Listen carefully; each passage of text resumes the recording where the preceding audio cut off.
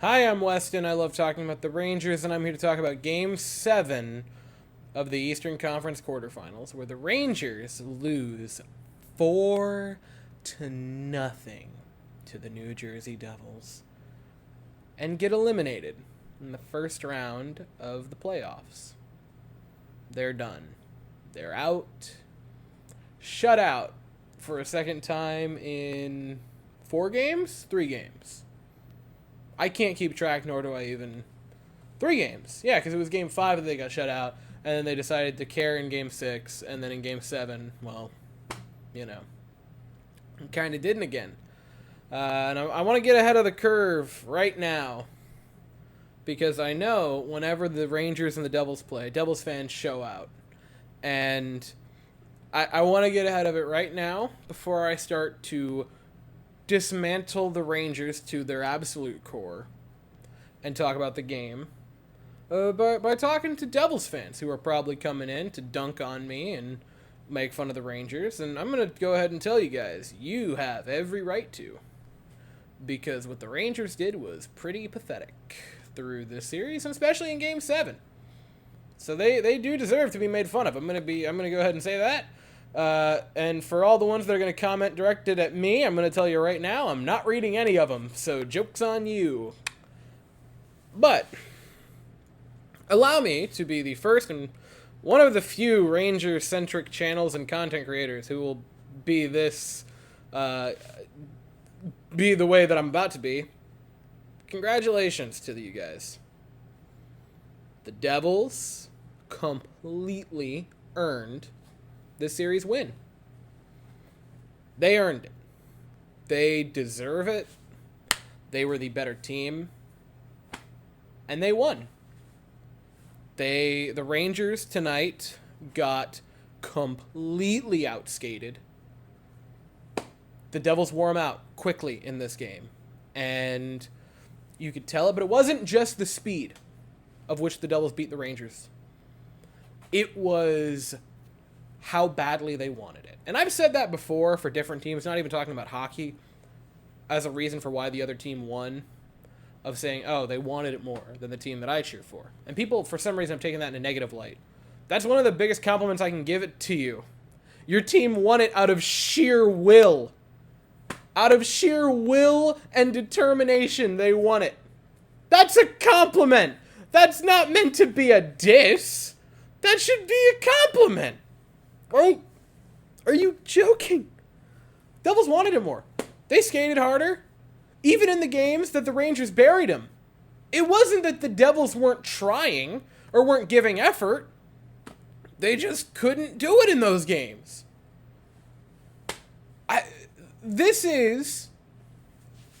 And I'll go on, they wanted it more. Their top 6, their big players showed up. That's the difference. That was it. Their big players showed up. They wanted it more. End of story. I'll say this about Schmidt right now before I go into the Rangers segment of this video. I'm barely even going to touch on Game 7 because what is there to touch on for the Rangers? But for Schmidt, right? Because you come in to the series in Game 3 after the Rangers dominate Game 1 and 2, and people start thinking, oh, this is going to be over in 5 at best. Schmidt comes in. Up until tonight, I was not incredibly impressed with Schmidt. I thought he played fine. He wasn't making dumb mistakes. He wasn't allowing bad goals or anything. I didn't think the Rangers really tested him. I thought the Rangers finally started to test him tonight, and he made some beautiful glove saves. Good for him. Young goaltender coming in, played like 30 total NHL games, and coming in when your team, as a third-string goaltender, coming in when your team is down 2-0 in a series, expecting to just be, buried at that point, and to find the resolve to pull it out. Oh my God, man. Good for him. Good for him. Beautiful game tonight. I do think it was funny that Devils fans were chanting Igor as if he wasn't the only reason that the Rangers' sorry asses were drugged to a Game 7. But that's neither here nor there. Congrats to the Devils. You guys really deserved it. As for this game, I really thought the Rangers would get out of bed for it. I really did. I thought after all their chest pumping and huffing and puffing through the regular season, through half-assing it the entire regular season, I thought they were actually going to come into the playoffs and flip the switch, and it really looked like it after 2 games. By God, it looked like it after 2 games. And they just didn't. There's a lot to be said about Gerard Gallant, what his future holds with the New York Rangers. I don't care. I don't care. I do not like Gerard Gallant as the head coach of this team. That being said, you're dumb if you think that's what changed the series. It just wasn't. These are professional athletes. These are grown adults. It's not his job to make them want to care. You're grown-ups. You're adults. You're not kids. This isn't trying to convince a bunch of 5-year-olds to go try when they play Pee-wee games. You're adults making millions upon millions of dollars. Go out and give effort. They didn't. It was the top end for the Rangers that did not show up in this series. It was the top 6. It was Panarin, who was a ghost. It was Zibanejad, who was non-existent up until like a little bit of yesterday. I barely noticed Trocheck except when he was being an annoying little nuisance, but that was very few and far between. Kane played pretty well tonight. I thought he was fine in the evening, or in the game this evening. Tarasenko was good in the first 2 games. Kreider was the only forward in the top 6 that tried every single night. Man. Bottom 6 didn't show up. They didn't. Let me rephrase that. In scoring. Third line definitely didn't. Kids' line looked so terrible through this series. I mean, I'm not trying to just say stupid things in the heat of the moment. If all of the kids are gone going into next season, which I know they won't be, especially because Hedl just signed that extension. But if all 3 of them were gone, they have upside. They do, but they're not kids anymore. They're called the kids line because it's a neat little nickname. Hedl's been in the league for 5 or 6 years now. Kakko's been here since the 1920 season. This was Lafreniere's 3rd year. They've got to... I can't get out of my seat anymore for them to go out and have a 30-point season with a couple of nice goals here and there. I just can't. Hedl had, I think, close to 30. I want to say like over 25. He had a solid season. I'm fine with that. Kakko and Laf, I can't... those were premium picks. A 1st overall pick, a 2nd overall pick. You gotta get up. You gotta do something. I'm not asking you to go out and have 100 points in back-to-back. I'm not asking both of them to go out and have 100 points. I'm not. But, God, 50 would be nice. Wouldn't that have been neato? The 4th line, I thought looked the best through the back half of this series. Because they tried. They cared. They wanted to go do something. I thought Gaudreau for the... I, honest to God, thought Barclay Gaudreau was probably your best player in this game tonight, as far as the forwards were concerned. I thought the 4th line gave you the best offensive chances in this game. People are upset at Gaudreau because the Rangers offered him a good bit of money, and he's given them exactly what they asked for.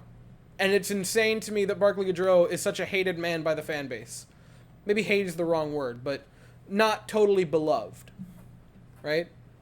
Is he making more than he should? Maybe. Never question his effort. He was at least noticeable in the games, doing what he was supposed to do. Top 6 can't say that. And I know I keep repeating myself on that topic, but by God, it has to be repeated, because very similar ordeal to last year, where you had the 2-0 lead, you didn't have the mental fortitude to finish the job. No killer instinct. None. Bonkers, man. It's bonkers. Like, VC and Mott played well. The 4th line was good. I was happy with them. The defense started to break down in this game as it went along. Adam Fox was a disaster tonight.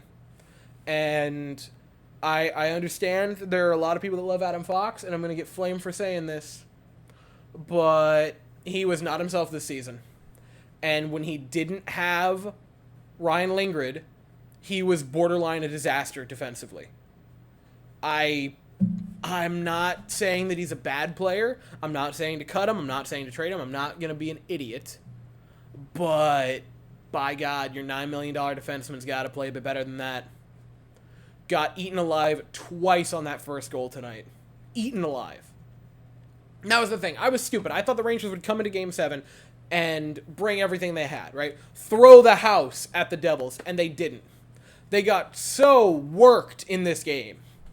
So worked in the first, what am I saying? They got worked the entirety of the game. And it was just, I sat there. First goal came in the second period, if I'm not mistaken. I believe he left the first period tied 0-0. But leading up to that first goal, I was just sitting there staring blankly at my screen, waiting. Because it was so obvious the Devils were going to score first. The Rangers would get, like, a good shot, a singular one. And the Devils would have 5. Either great shots or chances. It wasn't a question. It could have been 3-0 after the first period. Could have been 4-0 if it weren't for Shesterkin standing on his head, bailing them out. And I don't know what the Rangers have to say, but that brass, if I were in the higher ups of the New York Rangers, I would out of my own pocket buy him anything he wanted. A new Rolls Royce, a beach house anywhere in the world. I would give him everything, stake in ownership, and pray to God that he doesn't look you in the face in the offseason and say, hey, I know about Henrik Lundqvist. I know what you did to him. I know how you wasted his career. I don't want to deal with that, and consider a trade. I'm just, that's got to be thrown out there. It's got to be thrown out there. 2 back-to-back years when facing elimination, the final game of your season, the Rangers last year in Game 6 against the Lightning gave you a goal. And this year, get shut out! I averaged half a goal a game in losses. Are you kidding? In the first period of this game, by the way, you got gifted 3 power play opportunities, and you did nothing with them. Nothing. You biffed one entirely because you then commit a penalty. And I'm sorry, you got 3 power plays in the first period of a Game 7. Do you know how impossible that is? Do you know how unlikely it is for refs to give you 3 power plays in the first period of a playoff game in general? Game 1, that'd be bonkers. The fact that that happened in Game 7 is insanity. And you just don't. You just don't. Like, and there were missed calls in the second and third periods, you know? I thought there were a couple of interferences maybe, trippings, what have you. Officiating's always bad. Hockey fans are kind of stupid. I love you guys. But we're all kind of dumb because every year in the playoffs, officiating is consistently bad. They consistently don't call stuff. And everyone's like, oh my God, they're not calling that? It's like, no, they haven't called that ever. Well, get your head out of the sand. They don't call those things. Come now, you know how this works. And yeah, there were some missed calls against the Rangers. Probably a missed call or 2 against the Devils. I will say, the Trouba hit was super borderline. I think it was clean. He didn't leave his feet. He kept his shoulder down. Timo Meier bent down and went head first. And they hugged after the game. Like, Trouba shook hands with everyone else, but the 2 of them hugged. So I don't even think Meier thought it was dirty. I thought it was just unfortunate how that worked out. Back to the actual Ranger thing, right? To the power play, because I was going to address that, right? Missed calls that could have given the Rangers more power play opportunities. That was a big thing. I was like, oh, that's a missed call. That's a missed call. I don't care. What? You want more opportunities to do nothing with the power play? Like, are we really going to lose sleep as a fan base over the fact that we didn't get to watch the power play do meaningless passing like it's a passing drill and stick and puck for another 2 minutes during a game. That's what we're going to get upset about? Oh, no! We didn't get to watch them fail to get a shot on net. Like, I'm not... It wouldn't have mattered. You went 1 for 20 or 24 to finish off the series on the power play. You could have given them the rest of the game with a man advantage, and it wouldn't have mattered. Like, they might have looked worse when on the power play than when even strength or... Even strength. It's just... And I need people to understand. I need Rangers fans to understand it. You're not getting a roster like this again. This is an incredibly talented roster. You're not going to have, in the next coming seasons, a household name, an all-star player who's won a Stanley Cup like Vladimir Tarasenko come over, right? That's a rarity in itself. There are always big names, but, you know, a guy like him, that's a big trade. You're not going to have him, and in the same deadline, a first ballot Hall of Famer in Patrick Kane force his way onto your team. You get one or the other. You don't get both.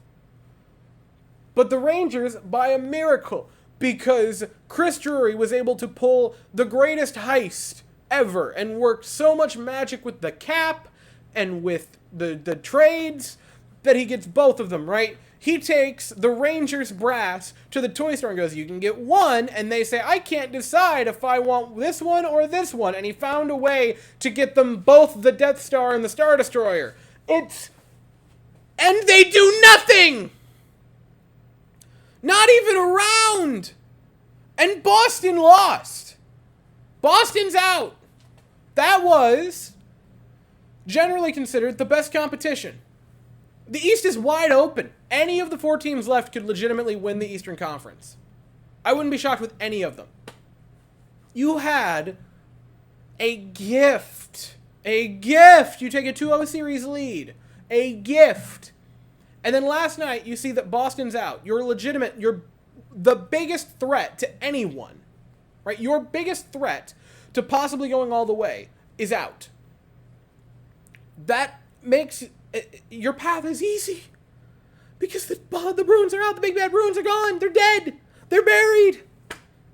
Via Carter Verhaeghe. And you just show up flat again. It's unreal. And, like, I can't even get into what the future holds in this video because I have one-taked this. I didn't think I could. I've gone for 18 minutes straight. Holy crap. That's impressive. I can't get into the future yet. I can't get into what happens in the offseason. Who you fire, who you don't, who you sign, who you let go, who you trade away. Because after a failure like that, you might have to have a head roll. I can't right now. I can't. It's already 18 minutes long. I don't know how I did that. I'm going to record a podcast tomorrow night with good buddy Evan on the Rangers Game Plan podcast channel. And I assume that outside of what I've already discussed in here, it's going to be more of this. And then on top of that, we're actually going to go over what the offseason could look like for this team and how the hell you try to fix it going into next season. Easier said than done. I will link the Rangers Game Plan podcast below so you guys can get excited for that podcast as we probably just lament and go into a bit of a biopsy of what happened. Biopsy? Yeah, that's the right word. Thank you guys for watching a season. Another long season. I wish it would have been longer. I wish I had more videos to make. I really do. I appreciate everyone who tuned in, who watched. I know the playoff videos have done well. Even though some of those have been Devils fans, I gotta be honest. Devils fans, you guys have been pretty chill. Some of you have gotten your jabs in, but quite a few of you guys, chill, level-headed. Good luck. Good luck. It'd be nicer to lose to a team that goes far than a team that doesn't. And I really despise the Hurricanes, so good luck. That's all I got for the night. So if you guys enjoyed the video, please consider to like and subscribe. Hope you all have an absolutely fantastic day. And as always, until next year, go Rangers.